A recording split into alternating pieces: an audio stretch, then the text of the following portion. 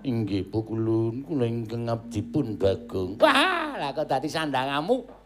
Bareng dadi sarta kesinampiran kewajiban jaga kayangan lah kok dadi wah ora ketang sithik ya mundak bagus.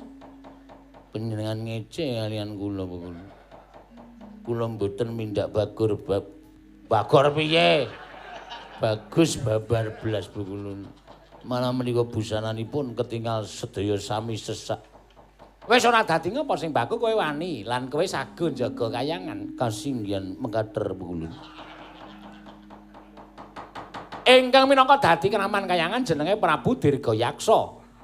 Ngetapke para wadya balaning kabeh padha wujuding buta.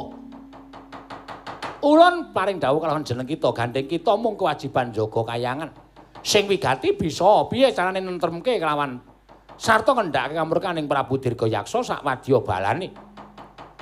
Dimen kayangan tentrem aja nganti ana tumetes sing getih.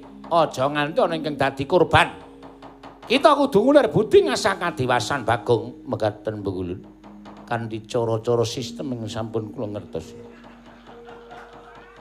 Jumbo kalih menapa sampun dipun perintahaken saking pimpinan kula. Sumpul sak mangke kula menika dados keamanan wonten ing kayang. Dinten mangke badhe kula ginaken cara-cara supados sak mangke sampun ngantos wonten dumawahing kurban. Wonten ing pihak kedua belah pihak. Mangkat dina iki ana repat kepanasan menapa dereng dipun yupi-yupi. Repat kepanasan ki jeneng aja kok diyupi-yupi dengkul kita.